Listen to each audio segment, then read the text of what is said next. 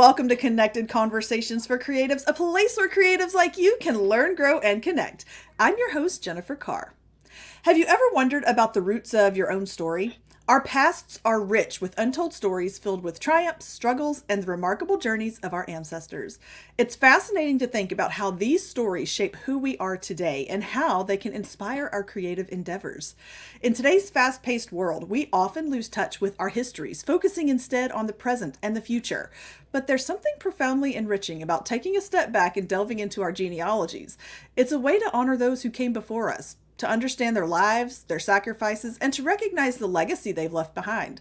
Exploring our ancestry can uncover remarkable tales of resilience, love, and adventure, stories that can fuel our creativity and provide us with a deeper sense of identity. As creatives, we thrive on stories. We draw inspiration from the world around us, from our experiences, and from the tapestries of human history. So imagine the stories locked within your own family tree. What secrets might be waiting to be discovered? How might those revelations influence your art, your writing, or your creative projects? Today we have a special guest who has dedicated his life to uncovering these gems. Bob Sorrentino is an expert in Italian genealogy with a blog, a YouTube channel, a podcast, and newsletter that help others embark on their own journeys of discovery. Bob has authored books, with his first, Farmers and Nobles, detailing the fascinating history of his own family, from humble farmers to distinguished nobility. His research has unveiled connections to 23 saints, 2 popes, and even Rollo, the Duke of Normandy. Please join me in welcoming Bob as we explore the creative process of uncovering our roots and the incredible stories that lie within our own histories. Bob, welcome to the show, and thank you so much for being here. Oh, you're quite welcome. And very excited because it's nice to be on the other side of the microphone once in a while. It is. I love when I have that opportunity. It doesn't happen often, but when it does, I'm like, hands off. I'm just here to hang out. And so I'm glad that you have that opportunity as well. So tell us a little bit about your background and what sparked that interest in genealogy. I never really thought that much about the genealogy. Growing up, history was my best subject. I wasn't good in math, wasn't good in English. So once I started getting close to retirement age, really started becoming fascinated with my family roots. And when I was small, my mom had the old family album with the black pages, with the little corners, and there was always a card in there. I refer to it as my great grandfather's calling card. It's about the size of an index card, and she would always say that he was a count or a duke or something like that. So when I first put his name into Google, what popped up was a page from the Libro di Oro, which is a huge book on the Italian nobles, mostly from the South. And his name popped up marrying Amelia Caracciolo. And I had never heard that name. And her family goes back to 950 in Naples. And when I called my cousin who lived with my grandparents and said to her, did she ever hear that name Caracciolo? She said, yes, that was Nanny's mother's name. And everything matched up. Her mother's name was Amelia, and that was my oldest aunt. My great grandfather was Nicola, which was my father's name. So that all made sense. The year made sense, but I had no idea the history of specifically the Caracciolo family and what that would lead to. That's amazing. Okay, so what was your first major discovery about your family that made you go, and now I have to dig even deeper? Like, were there surprises? Well, yeah, especially with that family, because I could trace back directly to the first Caracciolo in 950. So as I was tracing back, um, things became more and more apparent. The marriages to the Spanish, because the Spanish, of course, ruled Italy for some, 3 centuries or something like that. Uh, and all of these fascinating names and people just started popping up. Um, my my my great grandmother's grandfather was Prince Prince Luigi Caracciolo di Torquirolo. Uh, Going back a few generations before him, they were the princes of Avellino. And I later found out that my eighth great grandfather, he owned much of what's current day Campania. So for people who don't know Italy that well, Campania is where Naples is, and is like it's like owning a state. And they had wealth beyond belief. I mean, unfortunately, it's all gone. Yeah, isn't that the truth? It's like, come on, guys, I'm gonna bring your name back into history. Why not? Let's leave me something. So now, as I'm going through the names, I'm finding all of this Italian nobility, which most people don't know. I mean, of course, we know the Medici's and some of those families, but I started seeing all of these marriages into these families, and in particular, the Spanish. So as I'm researching these Spanish families, now I'm getting into the royalty of Europe and finding out that I descend from the princes of the kings of Aragon and Castile, and I find Edward the First in there from England, and all of this kind of stuff. Uh, so it probably took, I don't know, 3 years to build all this together. And one thing about genealogy is you can't take anything at face value. Right. So I contacted someone in Italy to help. I also found a great resource in the United States, a person by the name of Kai White, who's a West Point graduate, and he does charts for people who are related to the English nobility in the United States. And I asked him, I said, could you do a chart for me? And I gave him Ambrosio Caracciolo, and he said, if I could find him, in the documents, then yes. And he came back, and yes, I could do an amazing chart for you. You go back centuries. And that's where I partially with him and partially on my own, that's where I found the saints and the popes. And you probably want to know about the Pope, right? A little bit. A little bit. But first, let me ask you, like, that wasn't your first stop, because clearly, how would you know to go ask him to make the chart? So were you like Ancestry.com or just Google? Like, where did you start, and how did you wind up there? Well, it was all from that Libra d'Oro. There were two publications from Italy that Wow. really help you if you could find that link. One is the Libra d'Oro, and the other one is the Nobility of Naples, which is more specific to the Kingdom of the Two Sicilies, Okay. and they have a little bit more in there because they give a little bit more of the history. The Libra d'Oro is more of a chronicle than anything else. Although they will have some titles and things in there and stuff. Okay, interesting.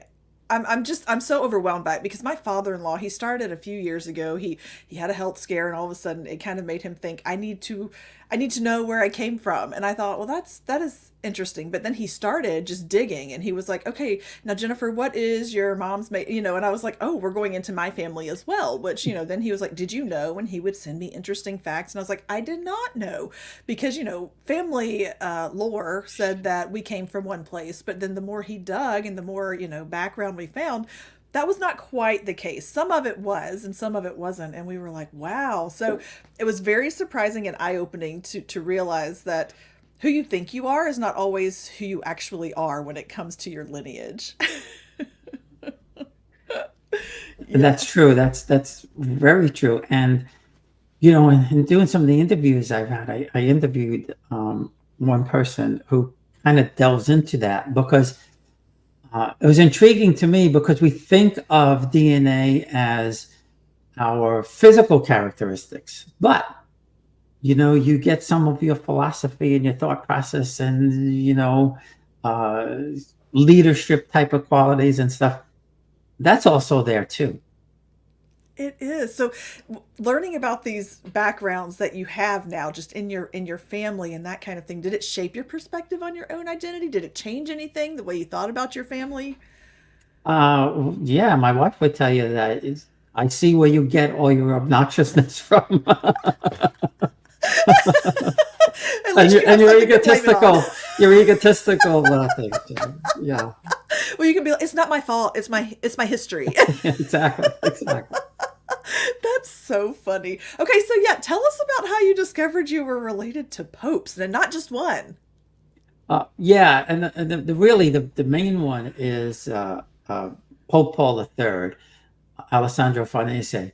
And as I was going through the Libro di Oro, I came across the Farnese name and found out that he had children. And he had children before he was a pope, although some popes did have children while they were popes. Uh, but he kind of swore all that off. I mean, he was in his late 60s anyway, so I guess it didn't matter at that point. But he had two sons, and I descend directly from one of those sons. And what was really interesting was we were watching the series The Borgias, and he's a young boy in there, and so we got that whole story there, and we're sitting there watching. And I said to my wife, I said, "That's my grandfather." She said, "Who?" I said, "The guy the Pope just made the cardinal there, Alessandro." And the reason was the Pope's girlfriend, the Borgia Pope's girlfriend, was the Pope's main squeeze, for lack of a better word. And she said, my brother needs something to do. So he made him a cardinal when he was 18 years old. Yeah, and he wasn't a priest. I mean, I guess it pays to know people. Well, yeah. One of the reasons was he thought he thought that they were gonna vote him out as the pope. So he hacked the cardinals, if you will, so he wouldn't lose the vote. Uh, and the other person that uh, is also in there is Francesco Gonzaga, who wound up being the uh, Lucretia Borgia's. He had an affair with Lucretia Borgia at one time, and I had never heard of this guy. And he was married to Isabella d'Este, who was like the Jackie Kennedy of the Renaissance. So they're also grandparents. So, these fascinating figures that I had never even heard of just were, pouring out of this research. It's so hard to believe. And, people would say to me, well, you can't be sure. And I said, well, I can be, because I do have the birth records of my great grandparents and my great great grandparents and my great great great grandparents. So, once you have that, then everything else was kind of documented. That is wild. And I love being able to look back and think that's where I came from, and look where I am now. And some of the similarities and some of the complete and stark contrasts, right? Like my life looks very different than Rutherford B. Hayes's, background, because that's where my dad's side of the family we're related to a former president. And that's kind of cool, that's but life is so different now. And so I think, does it really matter where I came from? And I think, yeah, it really does. Like, what is your opinion on does it matter where you came from? It does to me, but there seems to be a very select group, and for the most part, as I do my interviews and find people doing the research, there's maybe one or two possibly in each family, and and it's almost like we're chosen, and I believe things don't happen by accident. There's the ancestors want to be found. I can't explain it. Is there a power out there? I don't know, but I firmly believe that they want to be uncovered and they want to tell their story through us. And my mom's family is the complete opposite. They were farmers from a small little town in Torito, in Bari called Torito. There's Everybody was a farmhand or a seamstress going back to the 1700s. And when I finally came across somebody who was something different, I was like, oh, finally, there's somebody in this family who wasn't a farmer. Oh, that's And funny. and Yeah. my parents never had my grandparents not come to America, they wouldn't have even been close to being in the same circle. Yes, and that goes to show you, there's a reason that history is history, because it brings us to the present, right? It brings us to where we are. Because if certain things hadn't happened, you and I wouldn't be having this conversation. And so, yeah, I agree with you. There is definitely a power out there that says, tell the story. And I think we're all given a story, and I love that this is your story. Do you also help other people find their histories and to look through their genealogies and kind of give them a track to follow to get there? Yeah, I try to do that, through the blog and through my Facebook group. Sometimes I'll jump in and I'll try to give somebody or point them in the right direction, or through some of my videos and things, put them in the right direction. But also, I've met so many professional genealogists now in Italy that if somebody's in a certain region, and if I can't help them, I say, well, go to Francesco, or go to Elena or somebody. They'll be able to help you find it. And I think the hardest thing in Italy is, most people are told, especially from my generation, we were told that they came from Naples, but Naples is a province, so there's a lot of little towns around it. So you need to try to hit that town. Mm. Um, but what does make it easier when you're researching Italy is that the women don't change their name. They never have, and they still don't. Oh, interesting. I guess that kind of makes it easier to track It your does. genealogy. Much easier. Yeah, I Yeah. bet. Yeah, because I know up to on my dad's side, my great grandmother's maiden name, just from talking about her. But if you went farther back than that, I wouldn't have a clue how to find her, without really doing some research. My mom's side, I know my grandmother's maiden name, and that's it. And, just without having to go look it up in the family records, because it does make it a lot harder. Well, yeah, and in a lot of the Italian records, they also will have the grandparents in there. Oh, So they would say, for example, Robert from Nicholas from Ubaldo. So not all the time, but in some cases they do. And the older Italian records, in some cases, they'll write a whole story. So it's not just a birth date and a death date or things like that. So it is, really, really very interesting. But in the States, it's a lot easier to find like deeds and wills true. and things like that. That is true. I guess we all have our strengths and weaknesses. It's so funny because my family, my husband and my daughter and myself, we every night we're reading from the Bible, and we just finished the book of Second Chronicles, like First and Second Chronicles. We were reading through that, and I thought, golly, this is so boring because it's these names and these names and these names. But you have to actually appreciate. I appreciate, even though it was kind of boring to listen to over and over again, these names that I don't know, I don't recognize, I have no connection to. But those are all of our histories, right? Those all we've all come from somewhere, and the fact that they took note of it. And so I would encourage people, and this is something that yes, this will air after Father's Day. I can say this. My husband got my father in law a book that says, Dad, tell me your story, so that he could sit there and write his story. It's so important to write down your story, to write down your family anecdotes, but definitely names and dates and important things that you want to pass down, because who knows how long these records are going to be available, right? Who knows when there's going to be another great fire in a library that takes them out. And so we have to be so diligent and just putting that on paper, I think. Well, and we're lucky too, because now you could put it on. You could go with your iPhone and ask grandma. That's when people ask me, where do I start? I always say the same thing: ask grandma.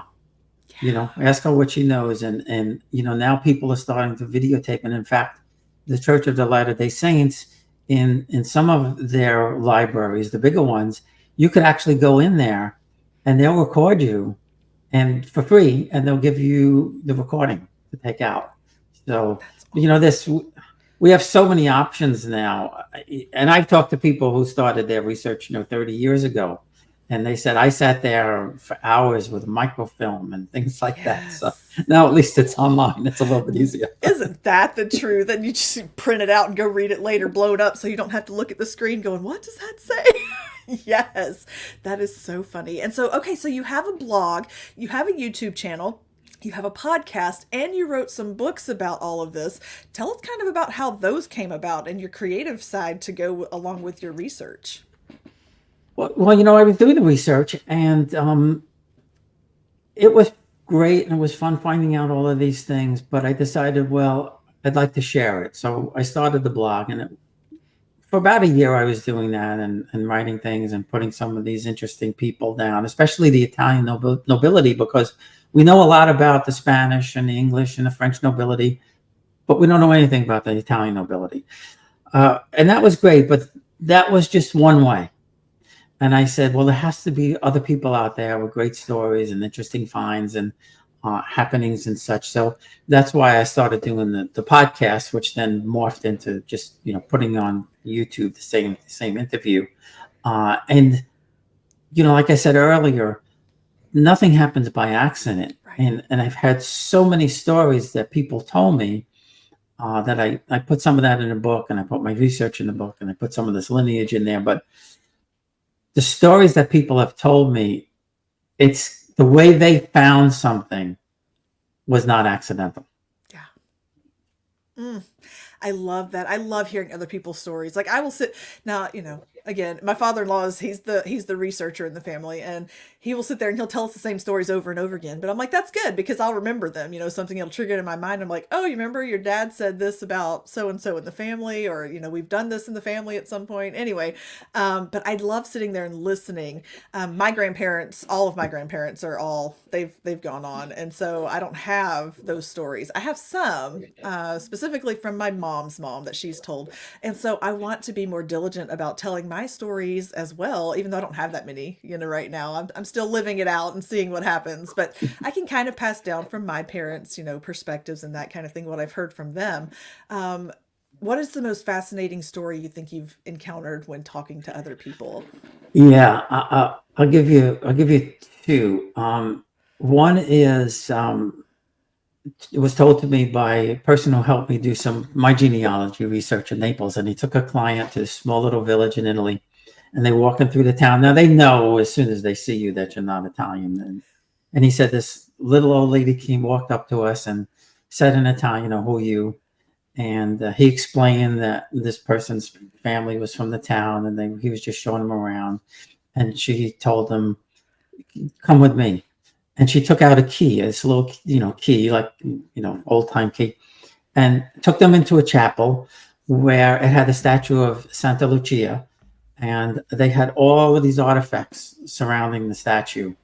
And what you're supposed to do there is, because she's the patron saint of eyesight, you're supposed to pick up something that was left there and put it to your eyes, and say a little prayer or something like that. So his client picks up the thing, he puts it in front of his eyes, and he goes, "I don't believe this." So Alessandro said, "What?" And he said, "This was sent by my great grandparents. It had his great grandparents' names." Oh my gosh. Is that freaky or what? I just got chills. Like, wow. Okay, I love that. The other was told to me by Paul Nauta, he's an executive at FamilySearch.org, which if you're starting your research, start at Family Search. Don't start at Ancestry. Start at Family Nice. Search. It's free. And Paul said he was going to Pennsylvania to do this seminar or be part of something, and he was supposed to give a speech there. And he said before I left, his grandmother was from Hoboken, New Jersey, and he said before I left, I said, "Grandma, I can't find this record of yours. Help me." So he goes to Pennsylvania. He said, "I'm standing in the booth, and I look over and I see the woman standing there, and she had a badge on that said she was from the New Jersey archives." So he said, I went over to her, I explained to her that I've been trying to find this. I think it was a birth record. It was either birth or marriage. He said, I've been trying to find it. I can't find it. I don't know if you could help me or not, but here's the name. And he said she didn't really say much. She just took the piece of paper and walked away. He said, the next day, I'm waiting to give my presentation, and she walked over to me with an envelope and says, "Don't open this till after you do your presentation." He said, so I do my presentation, I open it up. He said, it's the record that I was looking for. Jeez. I love when that kind of thing happens. I mean, it doesn't happen to me, but I love it for other people. It's, and I've heard so many crazy stories like that, Yeah, that's why I say it can't be an accident. It just right. can't be. Absolutely. No, I love that. Okay, so you've written a couple of books. Are you thinking about writing some more books to go along with your research? What I'd really like to do is I'd really like to write a historical fiction about Yes. my fourth great grandmother. And she has an interesting story because she was the Duchess Capricota in Molise, and she came from a very prominent family, the Riso family, and they, everybody owned the town. They owned the town. Uh, but what's interesting about her story is that she left her family and ran off with a French soldier. Don't know why, but it's documented. Uh, and I don't know if it was her husband who was the Duke. There was some, maybe he was abusive. Who knows? Um, but she ran off on him. Uh, he eventually passed away. She came back. Then Napoleon came in, and I'm not sure if she was arrested or she was fighting against Napoleon. I don't know the total story. But eventually she wound up in Paris and died in Paris. But she had been given like a stipend from the French government until she passed away. And her daughter, it was actually her son, who became the Duke of Capricota. He didn't have any descendants. He passed away, and that's when my third great grandmother became the Duchess. And she was her oldest son who became the Duke, and was my second great grandfather was his brother. So there was nothing handed down from us. But I'd love to be able to do that. The hardest thing for me is you need to know how to build a character, right? Yes. So that's the tough part. Well, you just so happen to know a romance author, so if you want to talk about it at any Yes, point, I'm in absolutely. it. Like, that's amazing. And characters are my driving force when it comes to my books. And I so, will. I will send you. I will send you Marie Angela's story. oh, We could let's start do it. there. I would love to. I'm not even kidding. I would love to talk about it. You start talking about it, and I'm going, I'm here for it. Let's read this book. Like, this is so great. No, And I love and that. I actually know, I have connections in Capricota, and in fact, one very close one who's kind of like a historian type of guy over there. So we have another resource that we could draw upon. But I Yes. but I think that would be a fascinating story. And this took place. I think she died in like 1813 or something like that. So it's mid 1700s through that part. And there is, like I said, there is some documentation, and there's also, I don't know if it's, they say it's her picture, but and the only reason I think it may be is because I could see some resemblance to one of my cousins in that picture. But uh, this is a small little town in the mountains. There's a ski area there now. They get tons and tons of snow. Beautiful place. And when we went there, uh, they just treated us just so super. It was amazing. Like I, we got there, and it was like I was nobility in that town because Oh, here this guy from America, and they were so excited that I wanted to know the history and that I was related to the Duke and the Duchess. It blows your mind. It really does. it does. I was going to ask you if you had done any traveling to go with your research, because that would be what I would immediately latch onto and be like, I need to go see it. Yeah, we were supposed to go. We were supposed to go in 2019. When did COVID hit? Of 2019 or course, 20? Yeah. 2020. Yeah. So we were supposed to go in April, and we had to cancel. Of course. And it was like 2.5 years later when we finally got to go. But we went to Capricota, which was uh, my third great grandmother. That was her duchy. She married Giacomo Piumalo, who was the Count of Montebello in Calabria. And what I didn't know is that the nobles, they didn't live in the towns. They all lived in Naples. Oh, They would just go there once or twice a year to collect the taxes. The nobles didn't pay taxes. They just of collected course. taxes. They just Wow. collected taxes. Lucky Uh, them. so we went there. They treated us super, and we got to see the vestments that my great grandmothers donated to the church, and it had their the crest on, embroidered onto the vestments, and we were allowed to touch them and hold them and everything. And then we went to Avellino, where I mentioned earlier that where they were the princes of Avellino, and if we walk into the palazzo, uh, and my eighth great grandfather married. His wife was a Spinelli, which is a very, very noble Italian family. And she had this palazzo built, and we walk in, and they had people dressed from the 16th century, and they were playing trumpets and everything. And here I'm this American standing there like a doofus, not what am I supposed to do now? But they had the chairs from the princes in the church, because that's where they had their chairs 400 years old, and we were allowed to sit in the chairs. So you get that feeling, and they dressed me as the prince. Ooh. And gave me the robes to take home. And I remarked to Letizia, who from Italy Rooting, who did the tour for us, and we're great friends now.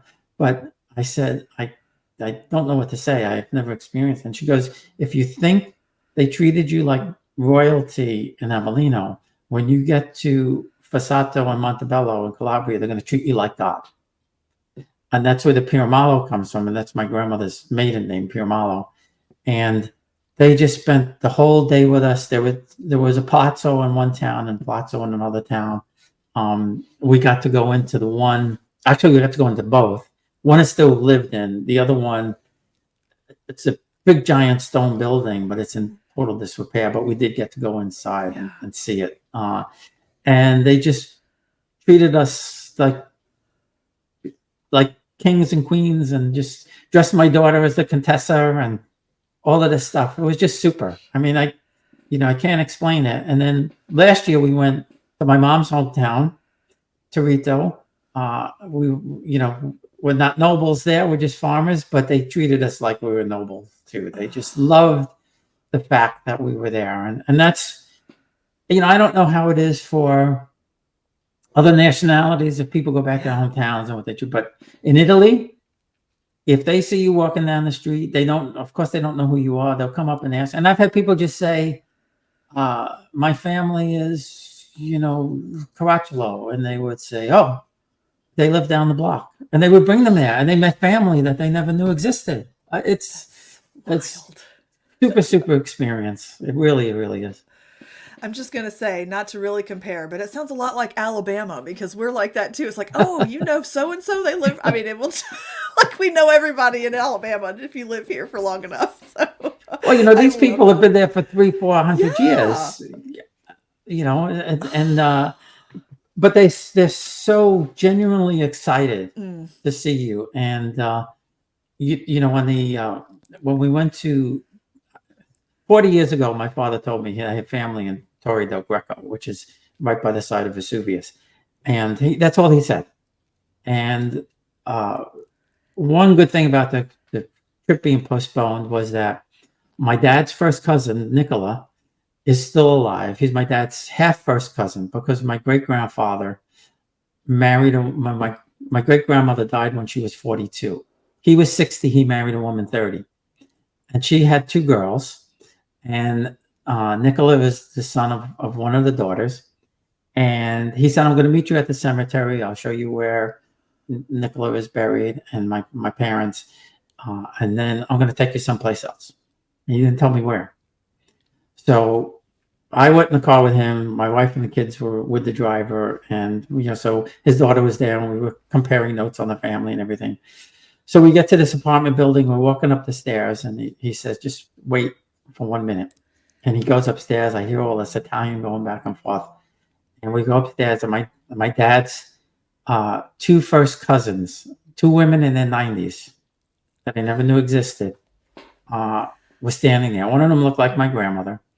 And they were just, it was like reunited with, decades and decades and decades. And they were just asking me, all these questions.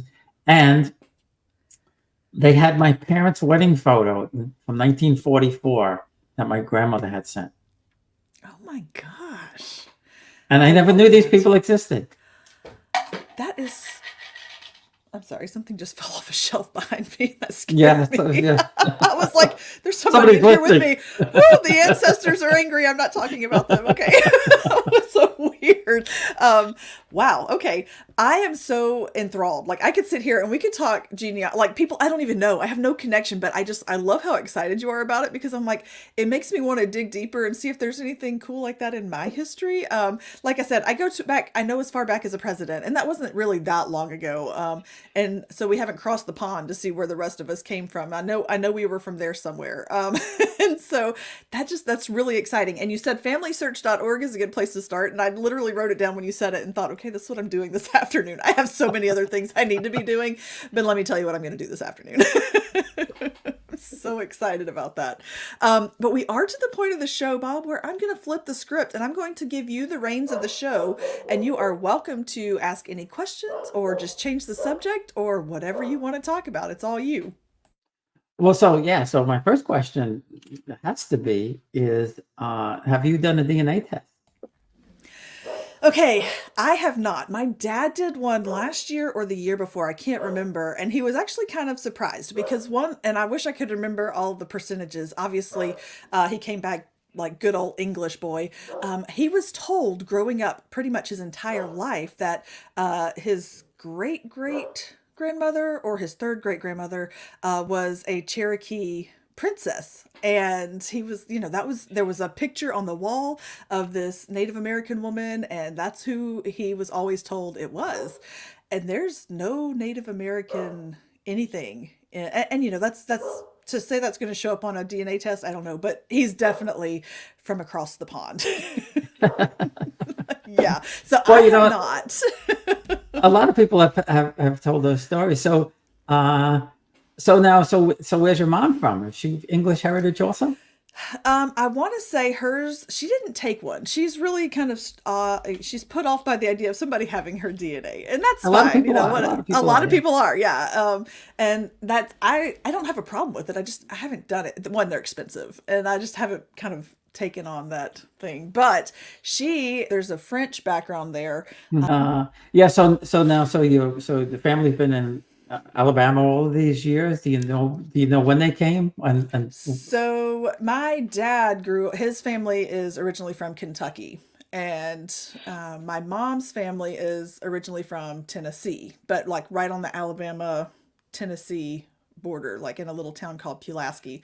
And so she moved to Alabama when she was in elementary school. So Kentucky, North Carolina is my dad's family, and then my mom Tennessee, and then I'm Alabama, and always have been. That's where I've grown up and lived my entire life. So well, so, and the reason I asked is my kids are adopted, and so my daughter she's got, and I was able to trace her back to the Dispenser family, Princess Di's family, through her. I think it was through Stan. I think it was through her father, uh, and but she is a direct descendant of Daniel Boone and Captain Morgan the pirate. that's wild. So, I when you love start thinking, I that. mean, you could send me what you got. I'll start thinking. I'll help you dig around, but Okay. because you don't know Right. until you know. And she's mid-20s, and I said, you're related to Daniel Boone. She said, who's that? I was like, oh, what are they teaching these kids? Oh, what they're not teaching them in school. Isn't that the truth? No, I love that. Okay, so that makes me want to ask you a question. Having kids that are adopted, and that is so important too to help them dig into their background sometimes. Has that been beneficial for your kids as they've learned where they come from as well? Oh yeah, definitely. My son not so much because he's not that much interested. My daughter, she wanted to know her birth parents. I mean, we always told the kids that they were adopted, so they knew from when they could understand. Mm-hmm. But she always wanted to meet her birth parents, and she would talk to us when she was 16. And I kept telling her, "You have to be 18."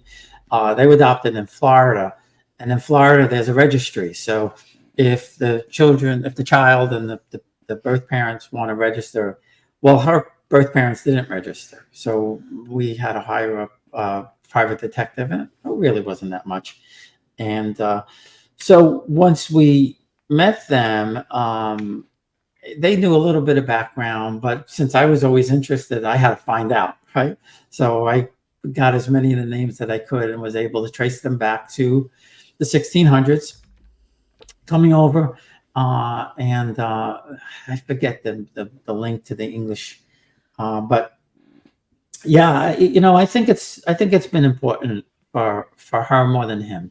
He for the longest time, um, he wasn't interested in. We used to ask him, do you want? And he was no, no, no. Uh, and his uh, half sister did Ancestry, and she contacted me, and she said, "I'd like to talk to Matthew if it's okay." And I said, "Well, I have to ask him. He's a grown man now. It's Right. not up to me." Uh, and then he said, "Yeah." So he met his birth mom and his birth dad and all of that. And he stays not so much with him, but he stays in touch with her pretty much. Yeah. I love that you gave them that opportunity and that you were like, "Hey, it's optional. You don't have to," because there are so many. Adoption plays a huge role just in our family. Just we had foster kids in my house all growing up, but we also have had actually more than one failed adoption in our family. One was international and one was domestic, but at the same time, um, we don't have adopted children. We were going to, and we don't. That's a whole nother podcast episode. But I love because there are so many who do have questions about where they came from and their parents won't tell them, and or they think that's a way to protect them. And I'm like, no, if they're asking, I think it's really great, especially to just say, hey, you have ancestors. You're not just here in this family by chance. Like you were born to be here, kind of thing. Well, yeah, and they both have siblings or half Yeah. siblings, so would it be fair for them to not know? And also, I think for health reasons too, it's important to know. Yes. Yes, that is something that not every kid can say. So I love that. Bob, I'm going to ask you, how can listeners connect with you and your work? What are your socials and your websites and all of that? Sure. Yeah, most of it, if you just Google Italian roots and genealogy, the YouTube channel will pop up. The blog is um, Italian roots and genealogy.blog. And the podcast is also it's Italian roots and genealogy, and it's on all the big directories and everything like that. But if you want to know something real quick and get a quick answer, just go on Facebook, Italian roots and genealogy. Uh, become a member of the group and ask me a question, or if I can't answer, somebody else will. There's dozens and dozens of people on there every day helping people translate something or help them find the right direction. Oh, that's cool. I like the idea that they can come get something translated. And where can we find your books? The books are both on Amazon. So Farmers and Nobles is, my research and my story, and talks about all these Italian nobles. Um, the other one I have was much easier to write because it was just writing about myself, which I have no shortage of information there, and then I didn't have to put any kind of footnotes or anything, and that's called. You can bank on it because I had a 40-year career in banking. And it's just, some funny anecdotes about my story. And then at the end, I have what I call the 60-second MBA uh, because it's 10 points on what I learned or didn't learn being an executive at a big major bank. I love it. I could go back to school and get me a 60-second MBA. That sounds great. Oh, okay, Bob. Well, I have one last question for you, and it's what I call the big question, and nobody's gotten it wrong yet. So, are you ready for it? Sure. Okay. What is one piece of advice or encouragement you want someone to walk away with if they hear nothing else? If you're starting your research, go to your oldest relative, ask them for pictures, ask them for their stories, and record it. You record it with your camera because then it's going to be there forever, and that's really the best place to start. I love that. Bob, thank you so much for this conversation. I'm so excited to start digging into my own history a little deeper than what I already have. So, thanks for that inspiration. Oh no, my pleasure, and thank you for having me. Absolutely.